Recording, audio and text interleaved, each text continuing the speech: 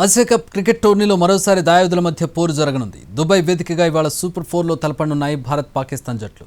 Group దశలో పాకిస్తాన్పై 7 వికెట్ల తేడాతో ఘన విజయం సాధించింది సూర్యకుమార్ సేన. ఇవాల్టి మ్యాచ్లోనూ విజయమే లక్ష్యంగా బరిలోకి దిగనుంది.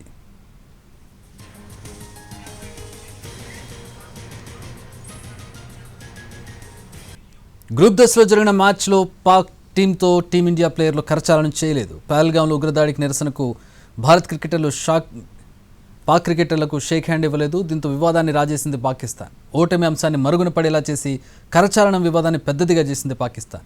మ్యాచ్ రిఫరీ పైక్రాఫ్ట్ను తప్పించాలని డిమాండ్ చేసింది. కానీ పాకిస్తాన్ క్రికెట్ బోర్డు డిమాండ్ను ఐసీసీ తిరస్కరించింది. ఇవాల్టి మ్యాచ్కు కూడా రిఫరీగా యాండీ పైక్రాఫ్ట్ను ఐసీసీ నియమించింది. దీంతో ఇవాల్టి మ్యాచ్లోనూ భారత క్రికెటర్లు పాక్ క్రికెటర్లతో కరచాలనం చేసే అవకాశం లేదు.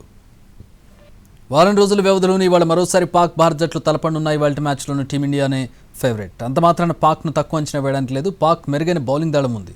మరోవైపు భారత జట్టు పేసర్ బుమ్రా, స్పిన్నర్ వరుణ్ చక్రవర్తిని మ్యాచ్లో ఆడించనుంది. ఒమన్తో జరిగిన మ్యాచ్లో రాణించని హర్షదీప్ రాణాకు ఈసారి ఛాన్స్ ఉండదు. పాక్తో జరిగిన గత మ్యాచ్లో 3 వికెట్లు తీసిన కుల్దీప్ ఈసారి కూడా రాణిస్తే గెలుపు ఈజీ కానుంది. అయితే ఒమన్తో జరిగిన మ్యాచ్లో గాయపడ్డ అక్షర్ పటేల్ ఫిట్నెస్పై ఇంకా స్పష్టత రాలేదు.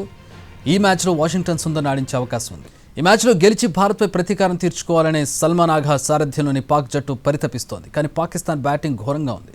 ఆసియా కప్లో చిన్న జట్లపై కూడా పాక్ బ్యాట్స్మెన్ తీవ్ర ఇబ్బందులు పడ్డారు. దీంతో పాక్ జట్టుపైనే తీవ్ర ఒత్తిడి ఉంది. ఆ జట్టు బౌలర్లపైనే ఆశలు పెట్టుకుంది. పేసర్ హషీన్ అఫ్రీది, స్పిన్నర్లు అబ్రార్ అహ్మద్, సాయిమ్ అయూబ్లపై ఆధారపడుతోంది పాకిస్తాన్.